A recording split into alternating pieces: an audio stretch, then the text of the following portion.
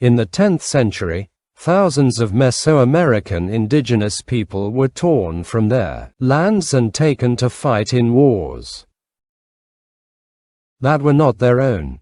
Some of them crossed the Andes in the expeditions of the conquerors, traversing one of the most difficult territories on the continent. This is the story of those almost forgotten villages and a curious coincidence that has intrigued generations. That trip might be related to the mysterious origin of the name Guanaco. Today we will investigate documents, etymologies, and stories to understand what lies behind this enigma. This is the story of migration. Mestizaje and memory is the story of a question that challenges the boundary between myth, archives, and the existence of communities whose traces are fading, but which insist on being remembered.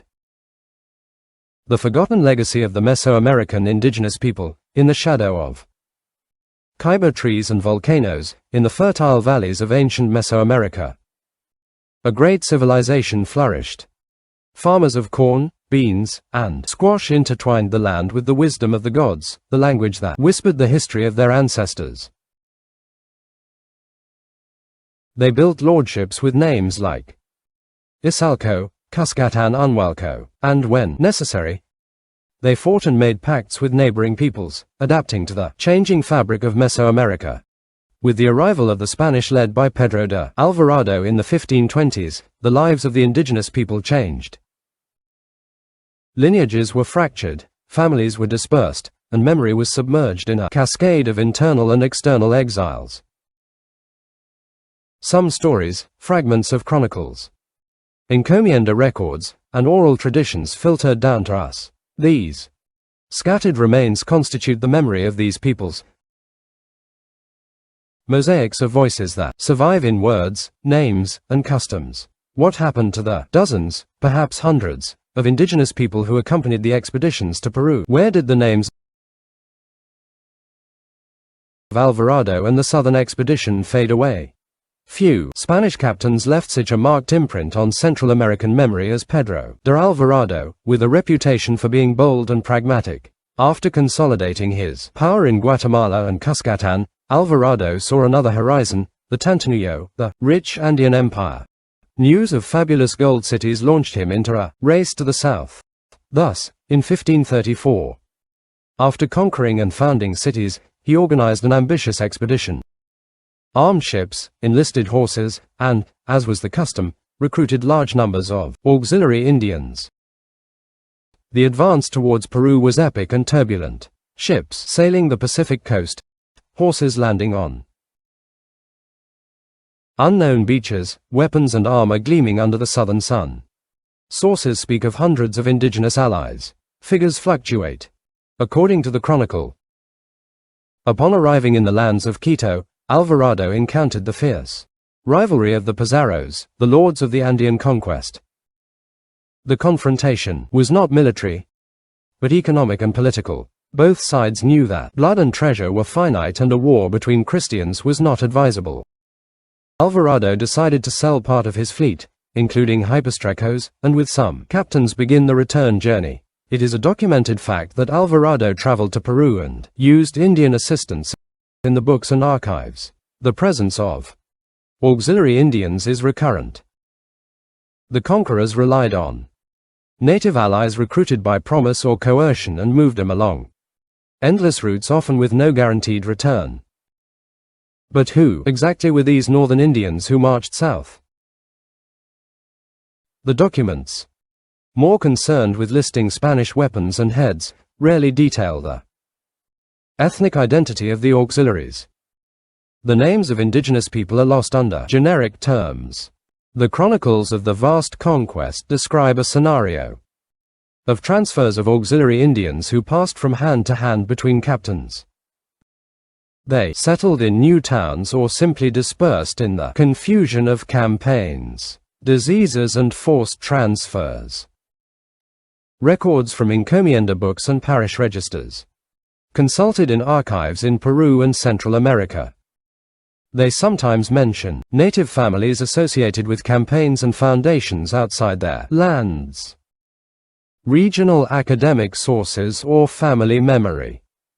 In Eastern communities, they speak of lost ancestors. in the high mountains are of those who never returned. Evidence shows that auxiliary Indians have been identified. There remains, therefore, a gray area regarding the documented presence of auxiliaries. The plausibility of its dispersal is high, but precise ethnic identification still eludes the archive. Guanaco as a plausible refuge. Let's move forward on the map following the shadow of the paths. Guanaco, territory of ravines, rivers and counter valleys. It is a crucial node.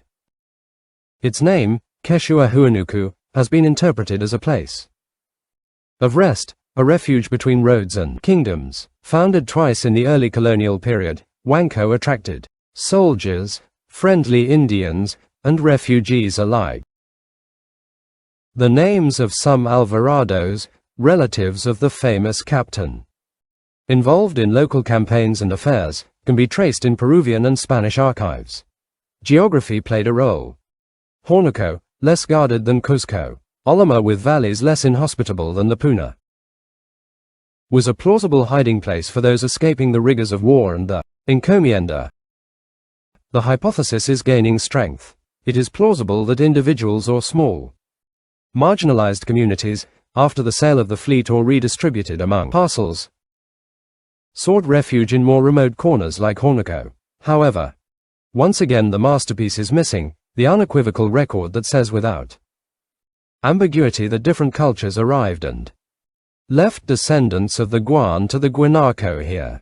And here the story takes a mysterious leap from the realm of language. Guanaco Hanu in Quechua is phonetically close to Guanaco. Today, the latter is the name of an Andean camelid, but in El Salvador the word flies as a nickname, a sign of identity, a joke, and a national affection. The hypothesis has captivated generations.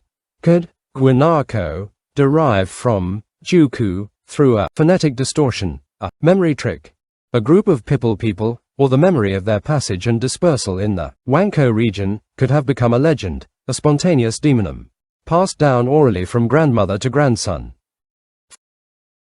Philological studies are cautious for now. The term Guanaco has several possible etymological roots and there is no academic unanimity about its origin. Some sources link it to the camelid. Others suggest colloquial, colonial derivations, even from Quechua words that migrated to the Spanish spoken in America. There is also no conclusive evidence that it was used to designate Salvadoran groups during the colonial period, although that familiarity already emerges in the 19th century press. Hypothesis. Possible phonetic connection not philologically proven. This idea, that of direct Guanaco inheritance as an epithet, remains suggestive, but cannot be proclaimed as fact. Without further evidence, cultural traces and memory are woven into official history with documents, but living culture leave more discrete traces, Nahuatl-sounding surnames, certain shared words, agricultural methods, corn and beans. Even stories about Pedro de Alvarado's assistants persist in oral history and the popular press. Local researchers in Guanaco, as in Mesoamerica, collect testimonies about immigrants from distant times, practices that suggest connections and sometimes names that resonate with the toponymy of the North.